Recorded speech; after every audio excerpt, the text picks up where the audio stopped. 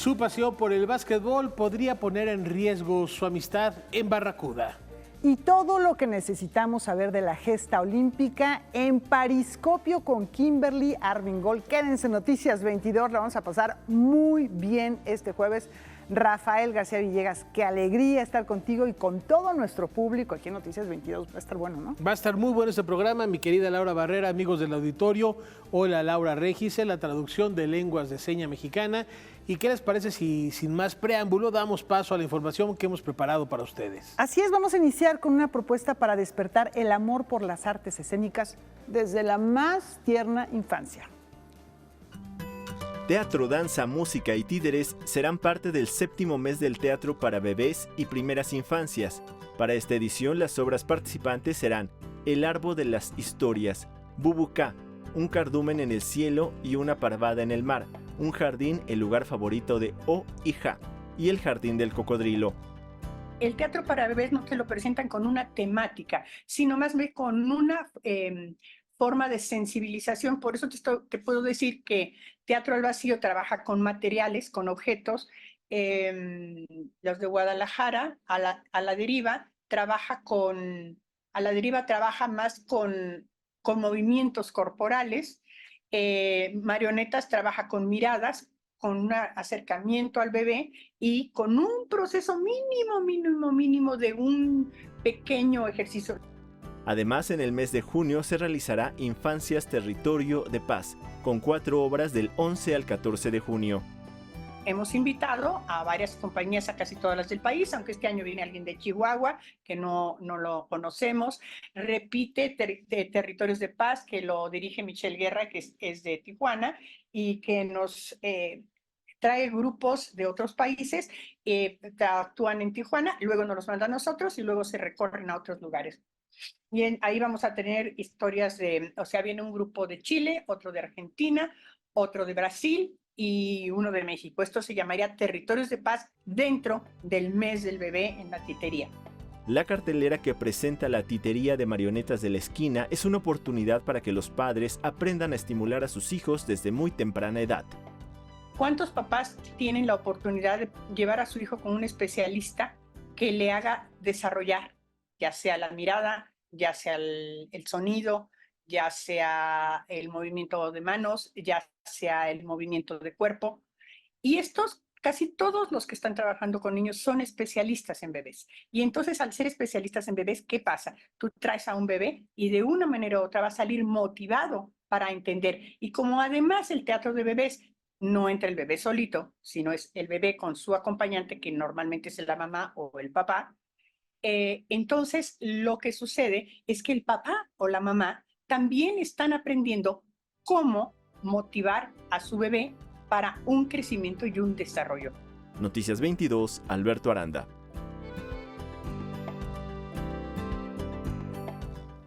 En esta propuesta convergen tecnología y arte. Vamos a un nuevo espacio en Mérida. Incentivar el talento y creatividad de una nueva camada de artistas es uno de los principales objetivos de la Galería Arte 1010, con sede en Mérida, Yucatán. Con este fin ha creado el programa de estímulo a la producción artística Art Lab, la primera iniciativa a nivel local centrada en apoyar a los jóvenes creadores meridianos que buscan abrirse camino en el mundo del arte. En la ciudad de Mérida hay una amplia gama de artistas jóvenes. Tenemos 2 escuelas de arte, la UNAY y la UADY, donde hay una gran cantidad de artistas que salen y que están tratando de desarrollar proyectos frescos. Esta convocatoria tiene este espíritu de apoyar esos primeros proyectos de artistas jóvenes de la región y bueno, es la naturaleza del programa, ¿no? Contribuir a esta escena efervesciente a través de apoyar los proyectos artísticos jóvenes. A partir del lunes 3 de junio, Art Lab abrirá su convocatoria en busca de proyectos inéditos en el campo de las artes visuales, desde pintura, dibujo y fotografía, hasta instalación y arte objeto. La idea es que los artistas o grupos creadores que resulten beneficiados desarrollen su proyecto en un plazo máximo de 6 meses, haciendo uso de un estímulo económico de hasta 50,000 pesos. La obra resultante será expuesta a inicios del próximo año en la Galería Arte 1010. está hecho para personas nacidas en Mérida, en Yucatán, o que lleven 5 años viviendo ya en Yucatán y que además sean menores de 35 años. El registro de proyectos podrá realizarse hasta el 2 de agosto y los resultados se darán a conocer el día 16 del mismo mes. Las bases estarán disponibles en la página web y en las redes sociales de la galería a partir del lunes. La galería, su página web es www.arte1010.com y sus redes sociales se encuentran de la misma manera, como Arte1010. Con información y texto de César H. Meléndez, Noticias 22. Pedro Friedeberg nos presenta sus originales múltiples. Vamos a explorar los diseños y dimensiones de sus estampas. Pedro Friedeberg goza de reconocimiento en todo el mundo por su singular expresión artística a través de la escultura y la pintura. También desde el grabado, la serigrafía y la gráfica digital ha desarrollado un vasto cuerpo de obra con el paso de los años y se deja registro de ello en la nueva exposición del Seminario de Cultura Mexicana. Obra estampa es el término designado para las piezas que Friedeberg ejecuta desde estas técnicas particularmente. Su imaginario queda al descubierto a través de patrones y series de muy diversos diseños y dimensiones. El chiste de expresarse así es que llega a mucho más público. En vez de solo pintar un cuadro, lo se reproduce 100 veces, y luego muchas veces otras 100 veces, y luego otras veces 50 veces más chiquito, y 50 veces más grande, y a veces hasta en mural puede llegar a 5,000 personas en vez de nomás una. La Galería 526 del Seminario conjunta 160 obras estampa de prácticamente toda la trayectoria de Pedro Friedeberg. El artista no considera que haya cambiado su manera de crear con el devenir de los años, pero reconoce que hubo un periodo diferente cuando aplicó sus conocimientos de arquitectura. La obra tuvo más profundidad visual. Antes eran solamente como íconos, como ídolos, como estampas singulares, individuales. Lo que me interesa son los logotipos, los sellos, los monogramas, la heráldica. El maestro dice que de no haber estudiado arquitectura, le habría encantado ser escritor, y es por ello que también hace referencias literarias desde su obra. La literatura me parece el arte supremo, junto con la música. Después ya vienen las artes plásticas, que son más vulgares, porque lo que uno ve es lo más corriente, es lo que ve uno todo el tiempo. Lo que uno lee o percibe a través de la letra es más sofisticado y más raro. El artista originario de Florencia, Italia, y de raíces alemanas, asentado en México desde los 3 años, dice que la mitad de su arte es muy mexicano por los ornamentos que de fondo tienen inspiración en la cultura azteca, la zapoteca o los tarascos. Reconoce a su vez que la Piedra del Sol es de sus más grandes inspiraciones. Con 3 piezas distintas donde reluce el manifiesto de los Artos o las torres de satélite, Pedro Friedeberg rinde homenaje a su mentor y mecenas Matías Geritz.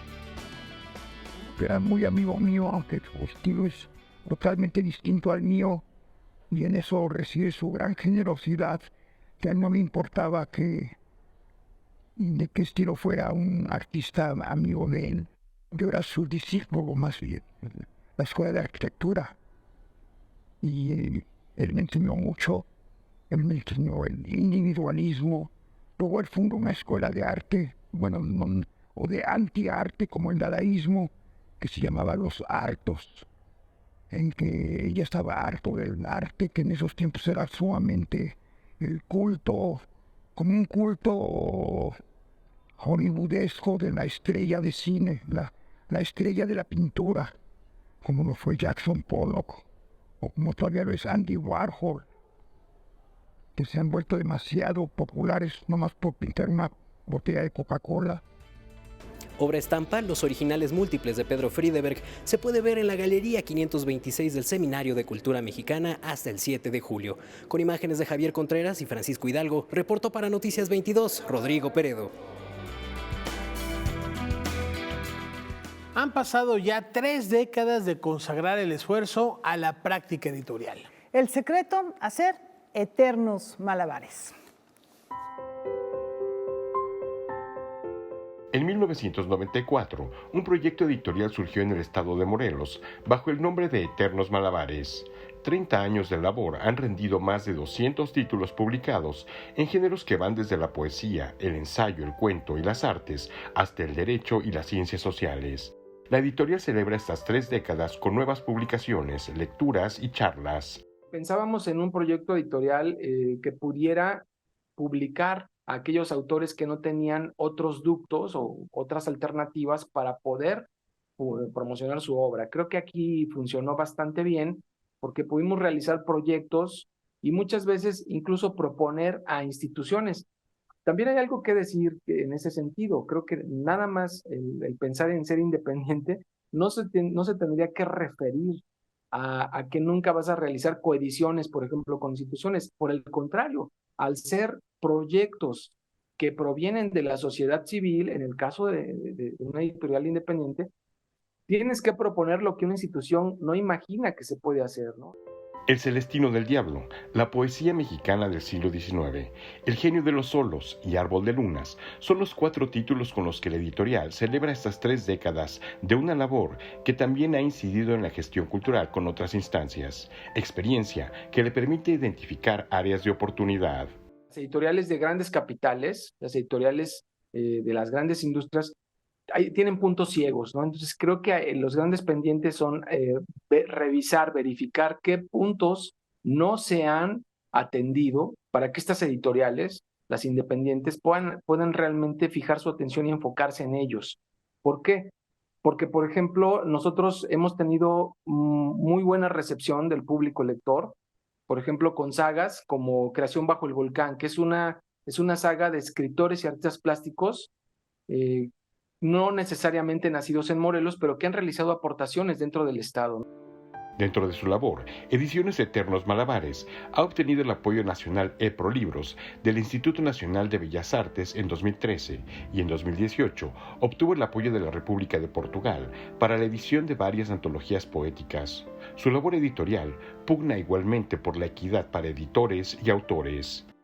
Pensamos que también en eso tiene que definirse el papel de las editoriales independientes actualmente, ¿no? En que haya también un trato justo para el autor y que también la editorial obtenga una manera de poder solventar y también seguir sobreviviendo y trabajando, y no nada más sobrevivir, sino trabajar dignamente. Las actividades por el 30 aniversario de Ediciones Eternos Malabares se extenderán durante las próximas semanas y se darán a conocer a través de su sitio web y sus redes sociales. Noticias 22, Víctor Gaspar. Parecería que la familia Buendía goza de la misma fama que su creador. Aquí un buen pretexto para volver a viajar a Macondo.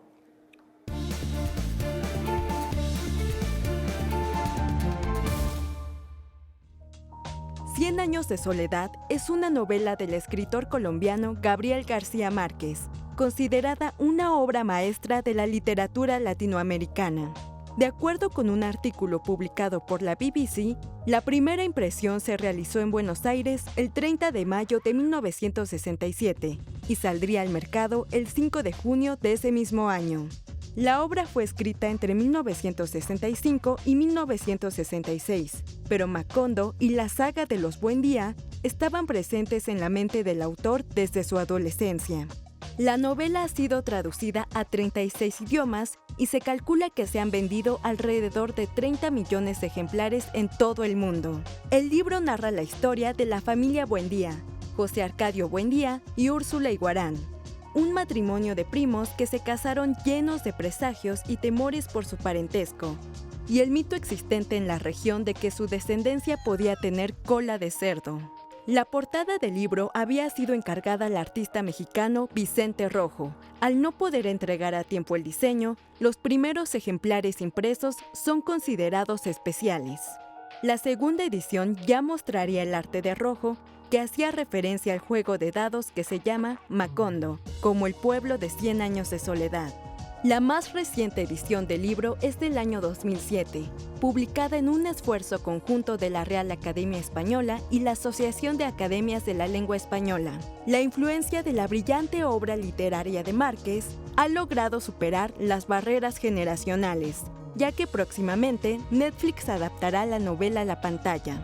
100 años de soledad es una de las obras más representativas del boom latinoamericano. Lo más llamativo de esta generación fue la propuesta del realismo mágico, definido como lo real maravilloso. Para Noticias 22, Diana Obispo. Una pez globo maestra en el arte de llorar y un ritual de iniciación y pertenencia buscan conquistar a una nueva generación de espectadores. El día de hoy estamos convocando a esta presentación. El Sistema de Teatros de la Ciudad de México estrenará en el mes de junio 2 propuestas escénicas originales dirigidas al público infantil y juvenil, en consonancia con su misión institucional de ofrecer al público capitalino una programación artística diversa e incluyente. Una de estas producciones es la obra de teatro para niñas y niños Pez Globo, escrita por Daniel Arroyo y dirigida a la Limón por Valeria Fabri y Daniel Ortiz. Se habla básicamente sobre la sensibilidad y sobre cómo muchas veces la sensibilidad en las niñas y en los niños es como juzgada, es que ver a un niño llorar porque le gusta algo o porque se siente triste por algo, muchas veces pues se lo niegan o le dicen que no deben de hacer eso, que no deben de hacer en público. La obra cuenta la historia de León, un niño muy sensible y de lágrima fácil, al que sus compañeros molestan debido a esta cualidad. Un día, recibe como obsequio una mascota que cambiará su vida, Jacinta, una pez globo experta en el infalible arte de no llorar. León, pues lo que quiere hacer ya no sentir tanto para que ya no lo molesten. Entonces, él tiene técnicas para no llorar. Y una de las técnicas que empieza a aprender es la técnica pez globo, que es tragarse todo lo que siente y tragarse todas sus lágrimas. Y el pez globo, en cambio, quiere ser como León. Jacinta quiere sentir, poder vivir las cosas como él vive. Para el público adolescente y juvenil, se presentará también el proyecto Distopía Skate, dirigido por Natalia Fuentes. Se trata de una propuesta que vincula teatro y deporte para exponer los rituales de iniciación que atraviesan quienes desean formar parte de un grupo, en el ámbito de las tablas y las rampas. La hicimos pensando en qué rituales estamos como ofreciendo para pasar de ser jóvenes a ser adultos. Es la historia de las 5 participantes de la obra. La obra es una creación colectiva que hicimos en conjunto, los skaters y yo, sobre qué cosas justo habría que enfrentar como para poder tomar la vida con toda su potencia.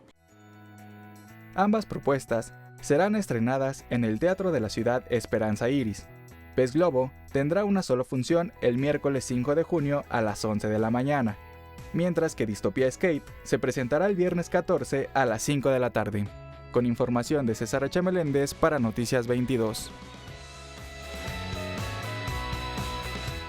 Injusticia, migración, cambio climático son algunos de los temas que se bordan con el hilo que corre. Al Museo de Arte Popular ha llegado una muestra de la amplia y vasta trayectoria de Lina Bartula, una artista asentada en San Miguel de Allende, Guanajuato, que a través de los textiles y diferentes objetos propone una reflexión en torno al feminismo y busca generar conciencia ambiental. Descubramos cómo lo hace. Ella trabaja con puros materiales que son basura, que le van regalando, que ella va coleccionando, también como una manera de reafirmar este compromiso que tiene con la conciencia ambiental. El textil está 100% enlazado con la tradición de la mujer, ¿no? La mujer ha sido por siglos la responsable del patrimonio y del conocimiento textil. Entonces, hablar de textiles, estudiar los textiles es hablar de mujeres. Se introduce con el feminismo a partir de estos estudios que ella hace específicamente con el huipil. Desde estas piezas se honra y se recuerda a las mujeres denigradas y olvidadas por la historia. La artista intenta dar eco a esas voces con su quehacer. Lina Bartula cumple ya poco más de 20 años de vivir y crear en nuestro país. Tuvo durante décadas una inconformidad muy grande con la situación y la realidad social de su propio país. Entonces, en principio eso es lo que la hace a ella salir de ahí, viajar y conocer otras culturas. Se enamora de las culturas, sobre todo originarias, como te decía, por un tema de encontrar esta conexión con el origen de una manera más auténtica y más natural. Aquí se reúne una docena de piezas donde se puede ver la aproximación al huipil, también al juego del artista con el collage desde el textil abstracto y cómo aborda más temas como la migración o incluso la represión política. Reflejan su hipersensibilidad con los temas sociales que están sucediendo actualmente, ¿no? Como la pieza justo que tengo detrás de mí, donde está utilizando el símbolo de los ojos para hacer un llamado y una reflexión hacia la importancia que tiene tener nuestra vista, no voltear los ojos o no cerrar los ojos ante las injusticias que hay en el mundo. El hilo que corre de Elena Bartula se podrá ver aquí en la Galería del Museo de Arte Popular hasta el 4 de agosto. Con imágenes de Daniel Rodríguez y Baldomero Ochoa, reportó para Noticias 22, Rodrigo Peredo. Se avecina una noche italiana en el Museo Nacional de Arte. Este fin de semana el tenor chihuahuense José Luis Ordóñez y el barítono Guillermo Ruiz, quien regresa a los escenarios después de un periodo de inactividad, ofrecerán un recital gratuito en el Salón de Recepciones del Museo Nacional de Arte, titulado Serata Italiana. Acompañados por el pianista Eric Cortés, los cantantes solistas de Bellas Artes celebrarán la rica y extensa tradición del repertorio vocal italiano en un recorrido que va del barroco hasta el siglo XX. Estaremos haciendo unas arias de diferentes compositores, de Chilea, de Mozart. Estaremos haciendo duetos de Verdi para luego pasar a lo que es ya la canción italiana. Se estarán haciendo algunas piezas de la antología italiana. Yo estaré haciendo una canción de Bellini y algunas de Tosti, una canción de Tosti y las famosas canciones napolitanas, ¿no? El concierto se llevará a cabo este sábado 1 de junio a las 11:30 de la mañana. Posteriormente, el programa se repetirá de forma gratuita en distintas sedes capitalinas. El domingo 9 en el Auditorio Blas Galindo del Centro Nacional de las Artes. El viernes 14 en Casa Nueva, sede histórica del Senado de la República. Y el sábado 22 en el Auditorio Jaime Torres Bodet del Museo Nacional de Antropología. Los invitamos a que tengan un encuentro con esta preciosísima música, desen la oportunidad de que esto se convierta en una de sus opciones en su playlist, lo que es el repertorio operístico y lo que es el repertorio de canción napolitana. Con información de César H. Meléndez, Noticias 22. A veces para crear hay que destruir y, ¿por qué no?, perderse en lo creado. El artista plástico Roberto del Río nos presenta en el cuarto de máquinas de la Galería Hilario Galguera su nueva exposición que se caracteriza por el uso de códigos y símbolos que remiten a culturas ancestrales, invitando al espectador a descifrar sus enigmáticos mensajes.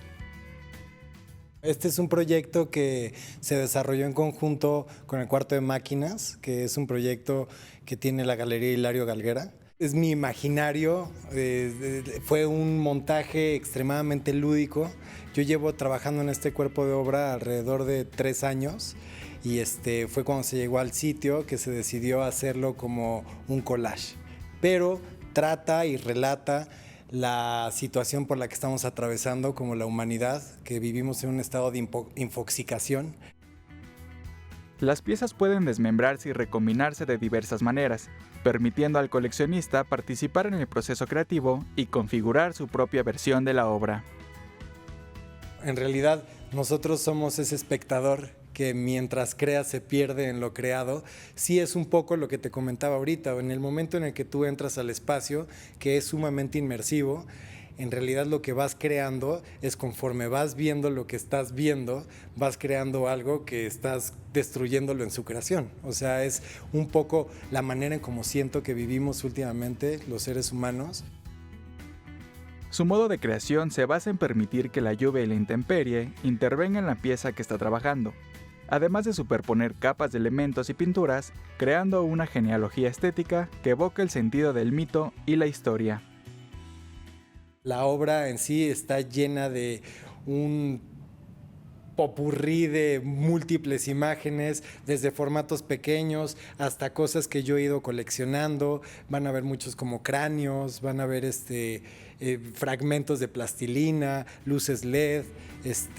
No específicamente hay como un sentido riguroso de cómo he ido creando las cosas, sino más bien es como una explotación de imágenes y de palimpsestros, como dije antes, de obras sobre obras.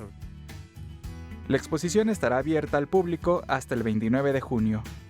Para Noticias 22, Iván Ramírez. Rumbo a la gesta deportiva más importante del mundo, Noticias 22, volvemos la mirada a la capital francesa y tomamos el pulso al olimpismo desde el Pariscopio. Veamos qué nos tiene esta noche Kimberly Armengol. Adelante, Kimberly.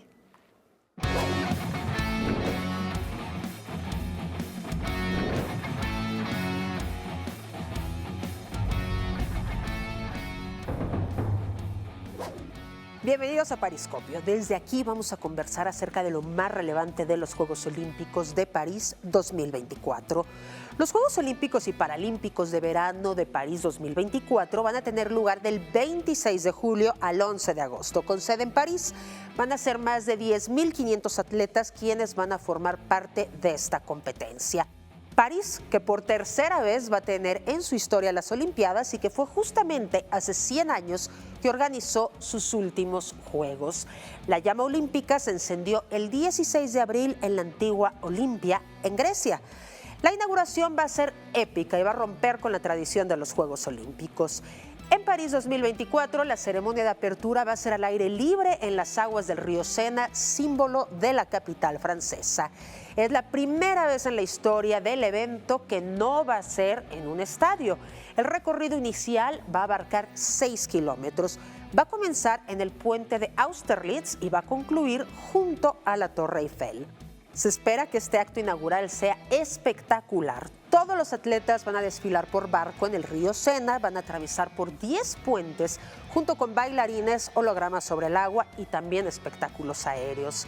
A bordo de los barcos, los atletas podrán vislumbrar algunas de las sedes oficiales de los Juegos, como es la Plaza de la Concordia, la Explanada de los Inválidos y el Gran Palais. Más de 600,000 personas pueden presenciar el evento en vivo con accesos gratuitos. Y aquí en Pariscopio les tendremos todos los pormenores de estos históricos Juegos Olímpicos París 2024. Pues siempre fascinante esperar esta gesta deportiva. Gracias por los pormenores, Kimberly, porque ya faltan unos días y vaya que siempre hay esperanza en la delegación mexicana, Laura. El tiro con arco ha estado dando mucho de qué hablar, por supuesto siempre los clavadistas, la natación. Y siempre hay por ahí alguna sorpresa que uno no se espera y dice, ¿a poco había aquí Nuestros paralímpicos, Ajá, también. Ellos no son sorpresa. Ellos la verdad que siempre tienen unas actuaciones espectaculares, pero bueno, de pronto hay algunos que no tenemos en la mira y que seguramente nos van a sorprender. Bueno, estaremos al pendiente de todo lo que ocurra. Qué bonito va a estar ahí en el río Sena. Y la expectativa de estos eventos siempre que llaman a grandes productores, con grandes músicos, grandes espectáculos, en la inauguración y en la clausura, ahora en el río Sena, a cielo abierto, bueno, ya se antoja que empiece. Claro que sí. Y con esta información vamos a una muy breve pausa.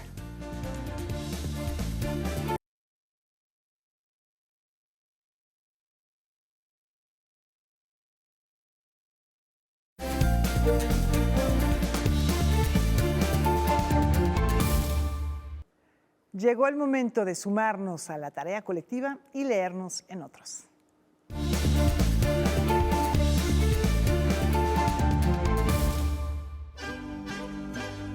¿Sabía usted que en México la capital del carnaval no es Veracruz ni otros sitios de playa, sino la Ciudad de México?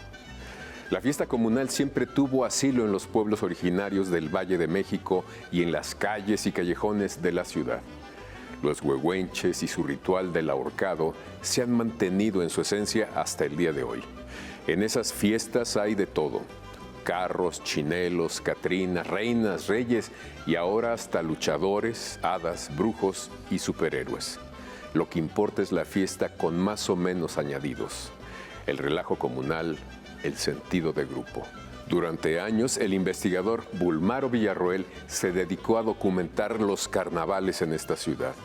El Carnaval de la Capital, publicado por la UAM, es la historia más completa sobre estas celebraciones que son verdaderos happenings que llenan de color y algarabía barrios y calles de esta ciudad. Yo no sabía que el famoso ahorcado era Cuauhtémoc, el último emperador azteca, ni que hubo periodos en los que se prohibió la participación de las mujeres. Los trajes vistosos, las flores, las máscaras, las reinas y los reyes, las quemas de esperpentos, la representación de la vida con puestas en escena callejeras, la música en vivo de bandas y orquestas, los pasos dobles, las cuadrillas, los danzones, las jotas son expresión de esa fiesta comunal, del necesario relax, del inevitable relajo. Los libros son ventanas para mirar lo nuevo y para mostrar lo nuestro. También son puentes para transitar por esos mundos paralelos que enriquecen al nuestro. Cuénteme qué lee, porque la lectura es una tarea colectiva. Nos leemos en otros. Ahora hagamos un viaje en el tiempo a la década de los años 90, también para recordar a una leyenda del baloncesto. Un verano, la nostalgia y la amistad son el primer bote que se da sobre un escenario. México DF 1998. Centro Educativo Virgen del Perpetuo Socorro. ¿El Perpetuo o el Socorro? Al Teatro Santa Catarina ha llegado la obra Barracuda, escrita por Sergio López Vigueras y dirigida por Ricardo Rodríguez. Un proyecto que tomó 5 años en materializarse y que ha transformado al escenario del recinto universitario en una cancha de básquetbol. La historia sigue los pasos de Omar, un chico de secundaria que disfruta pasar sus días jugando baloncesto con su mejor amiga Luisa.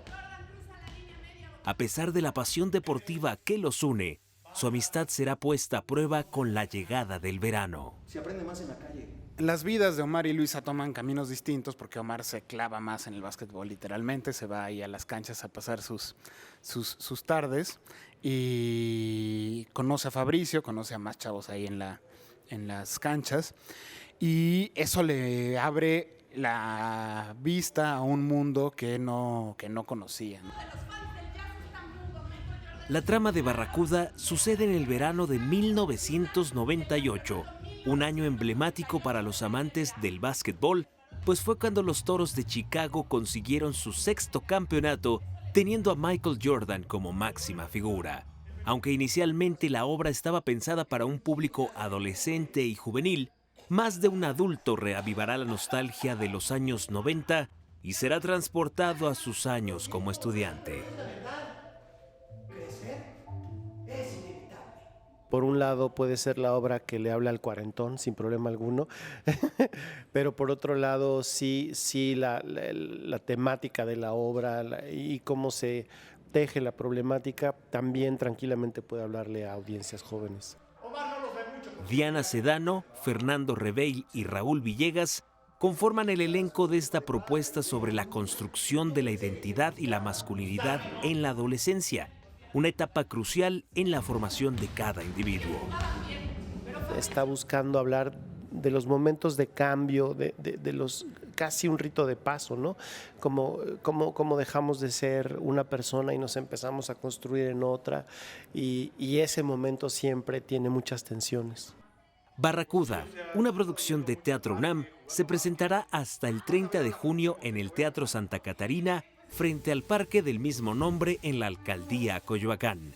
Las funciones son de jueves a domingo en horarios habituales de teatro. Noticias 22, César H. Meléndez. En la frontera entre la introspección poética y la exhibición dancística se sitúa la ciudad Fisura. Sonia Jiménez encontró su voz en la escritura desde muy joven. Se licenció en literatura española y ha elegido la poesía como medio de expresión. Y no es el único. Paralelamente ha construido una sólida carrera en el terreno de la danza. Es de hecho parte de la Compañía Nacional.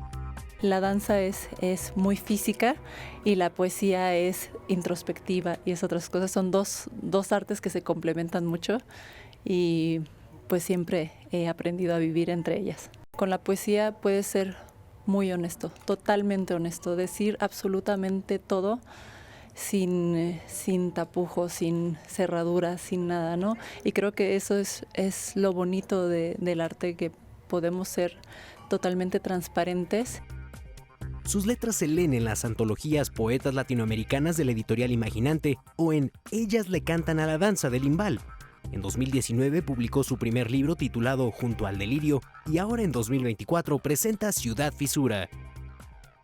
Poemario que habla de la Ciudad de México, pero desde un lado introspectivo, íntimo, muy personal. Van a poder encontrarse dentro de esta ciudad porque toca temas que vivimos día a día. Con su escritura, Jiménez transita por lugares como la Alameda, Coyoacán, el Campo Marte y la Plaza de la Constitución. El libro es prologado por la académica, gestora cultural y editora Leticia Luna. El hablante lírico que construye en su segundo libro viene a sintonizarse con una sensibilidad poética que es la poesía urbana.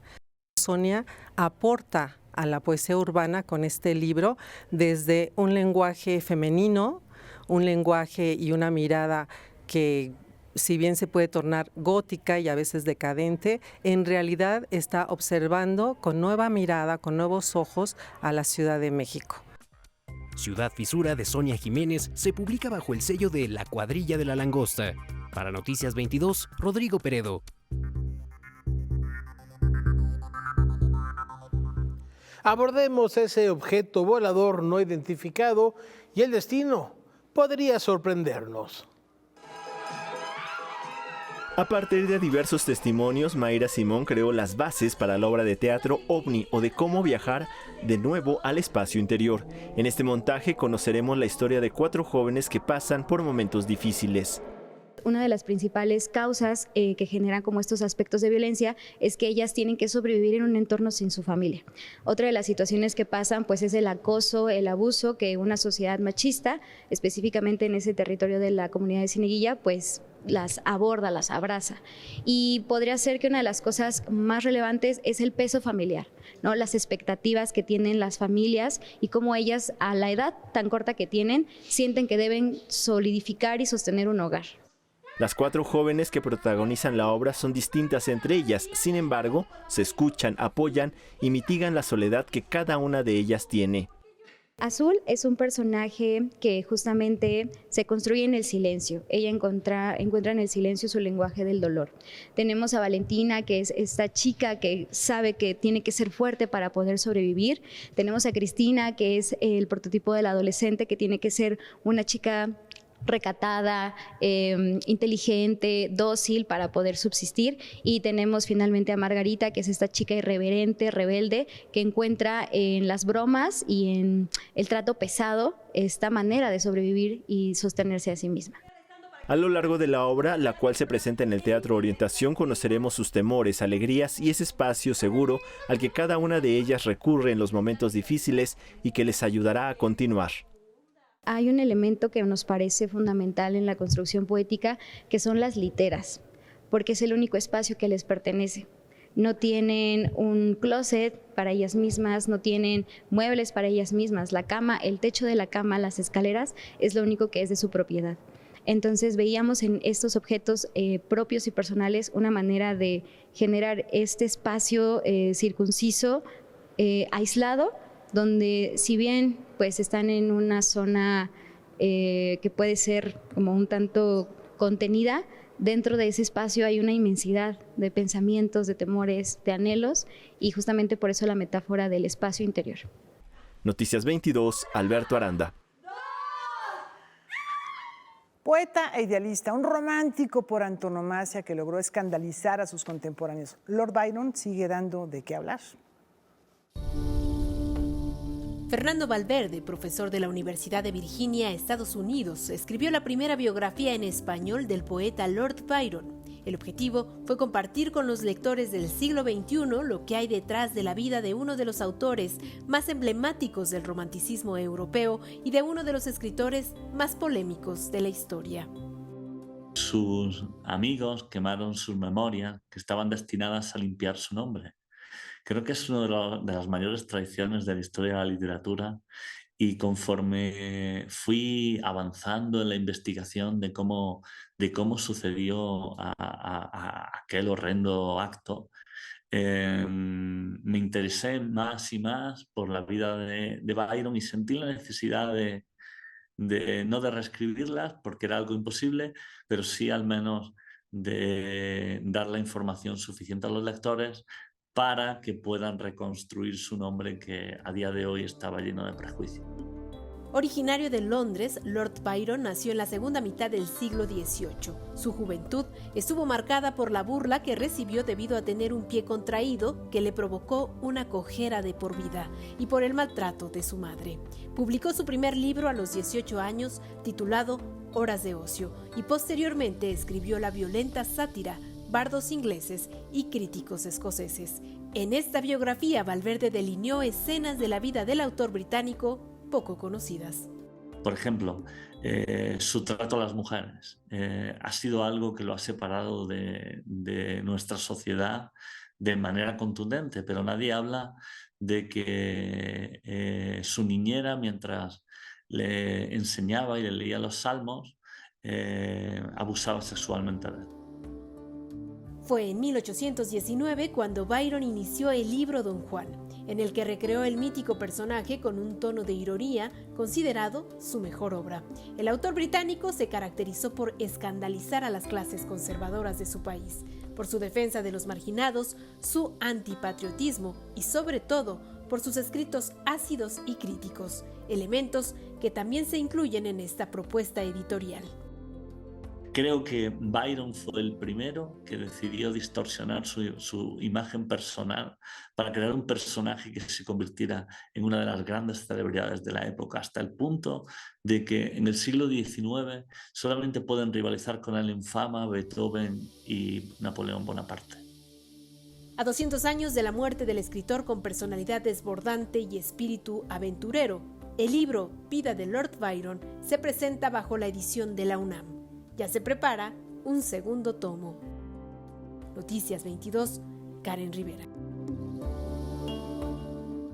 Un gigante de fuego se enciende cual ojo de dragón en Islandia.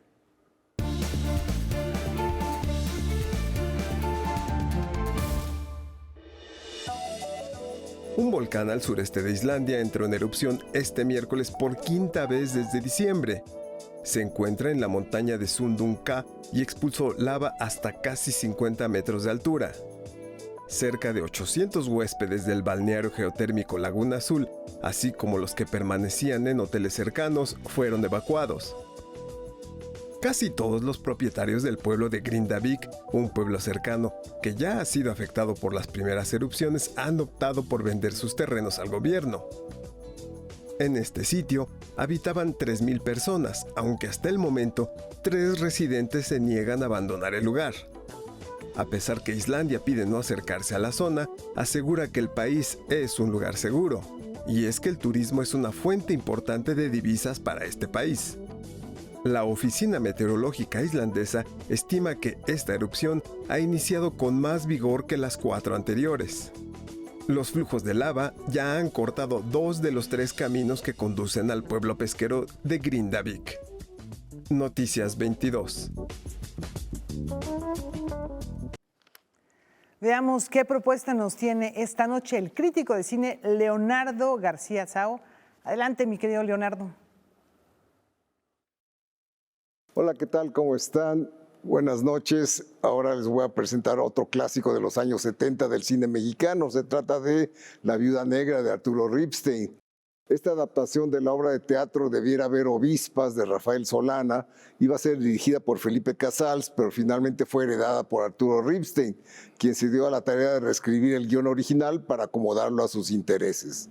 En resumidas cuentas, trata sobre el amor prohibido entre un cura provinciano y su ama de llaves, interpretados por Mario Almada e Isela Vega respectivamente, y las consecuencias que ello provoca. El resultado fue una irreverente comedia llena de momentos eróticos y los habituales desnudos de su actriz principal, cuyo objetivo era cuestionar las convenciones, represiones e hipocresías provincianas. Sobre ella el propio Ripstein afirmó: "Yo siempre me he divertido con esta película. Claro que ha escandalizado a más de uno y a muchos les ha parecido que realmente no es una comedia, sino una película trágica y brutal. Yo cada vez que la veo recuerdo el espléndido ambiente durante el rodaje, la enorme divertida que nos pegamos haciéndola. Filmada en 1977, La Viuda Negra fue congelada por el gobierno de López Portillo, que la produjo, y no se estrenó hasta el sexenio siguiente, en 1983. Y cómo cambian las cosas, la película se puede ver ahora sin censura por la televisión estatal. La Viuda Negra se exhibe hoy, jueves 30 de mayo, aquí en Canal 22, después del programa Pantalla de Cristal. Nos vemos la próxima semana. Gracias. Gracias a ti, mi querido Leonardo. Como siempre, interesantes recomendaciones. Y al más puro estilo detectivesco, aquí se reúnen las pistas para saber quiénes son los culpables del cine noir mexicano. El escritor mexicano e investigador de cine, Rafael Aviña, presentó su nuevo libro en el que nos revela dónde se guarda la verdadera historia no oficial de México. Este libro es Neomex Noir, que es cine mexicano policíaco de los años 60 a esta época. Es continuación de un libro que yo escribí en 2017 que se llama Mex Noir, cine policíaco mexicano. La verdad es que es un tema que siempre me ha fascinado, me ha interesado mucho. La cuestión policíaca, la nota roja, la violencia de Estado, etcétera. Y me di cuenta que este cine noir o cine policíaco o cine negro mexicano eran películas que tenían mucho que ver con el entorno, con un México nocturno. Rafael ha dedicado su vida a investigar el cine noir mexicano, desde distintas perspectivas y periodos dentro de la cinematografía nacional. Además, ha colaborado en los principales periódicos y revistas del país. Es un libro que de alguna manera está dedicado a todos esos cineastas que tuvieron la visión de darse cuenta que la historia no oficial de México es la nota roja. De alguna manera ese libro está dedicado a todos esos realizadores, a adaptadores como Vicente Leñero, escritores como Luis Espota, como José Revueltas. El autor asegura que el cine documental también ha sido importante para anticipar una visión del crimen y la violencia policíaca confundida con la delincuencial. Y si quieres conocer más sobre el cine negro mexicano desde la perspectiva de Rafael Aviña, podrás comprar la obra en las librerías de la Cineteca Nacional. Y bueno, tengo el honor que va a ser presentado por el mismo director de la Cineteca, el doctor Alejandro Pelayo, y dos espléndidos colegas, uno de ellos escritor, periodista, que también ha dedicado muchos de sus libros a temas de nota roja y a violencia de género, que es Víctor Ronquillo, y el otro colega es un ensayista, un querido amigo, Carlos Bonfil, que publica desde 1990 en La Jornada de manera ininterrumpida. Para Noticias 22, Iván Ramírez. Esta ópera radiofónica desafía las fronteras de la plástica y las artes visuales. Ningún sueño es inofensivo. Tiempo a esta parte, el artista plástico Otto Cázares ha buscado que sus exposiciones sean todo un acontecimiento en el que queden registros de sus sensibilidades, procesos creativos y simbologías personales. Siguiendo esta línea de trabajo, desarrolló la exposición Ópera es Opus, que se presenta hasta el 5 de julio en la Academia de San Carlos. Se trata de una ópera radiofónica que está ambientando las dos salas, la sala verde y rosa de la Academia de San Carlos. Se trata de fragmentos que yo escribí en mis propios cuadernos de trabajo. De hecho, están expuestos los cuadernos de trabajo. Esas escrituras yo se las asigné a mis amigos, a mis parientes, con una indicación: canta, ponles a esta frase una melodía, una melopeya. Ópera es Opus es una creación atípica por muchas razones. Una de ellas es que Otto Cázares no es propiamente un compositor y quienes interpretan no son cantantes profesionales.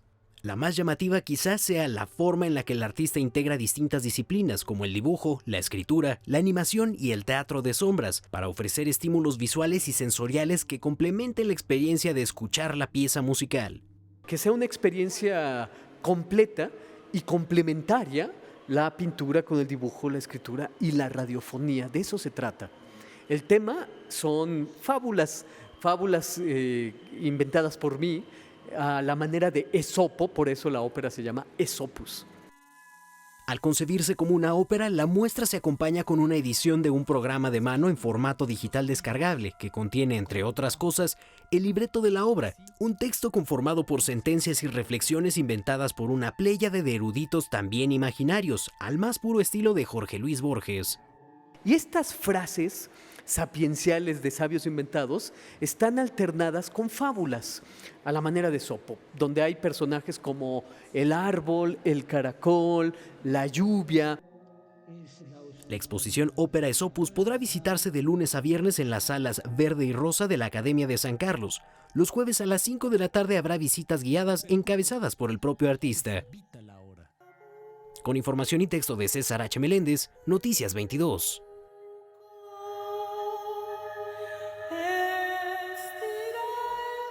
Y nos despedimos con un recuerdo del compositor y director de orquesta italiano Riccardo Sandonai. Él nació en Rovereto, Italia, el 28 de mayo de 1883, alumno nada más de Pietro Mascagni, y fue alentado, amigos, Laura, por Giulio Ricordi, uno de los grandes empresarios de la época y también un extraordinario músico, a que se dedicara de lleno a la ópera. Por supuesto, tiene títulos muy conocidos, muy clásicos, como Julieta y Romeo. Aquí no se llama Romeo y Julieta, se llama Julieta y Romeo, que tiene un área, un dueto precioso que vamos a escuchar en unos instantes, pero también la más famosa, Francesca de Rimini. Que además está basada en el canto número 5 de la Divina Comedia de Dante, porque ahí hay un truculento mensaje en torno a los amantes adúlteros. Qué bárbaro con Sandonai. Qué bárbaro. Vamos a dejarlos con música, nos vemos el día de mañana. Hasta mañana.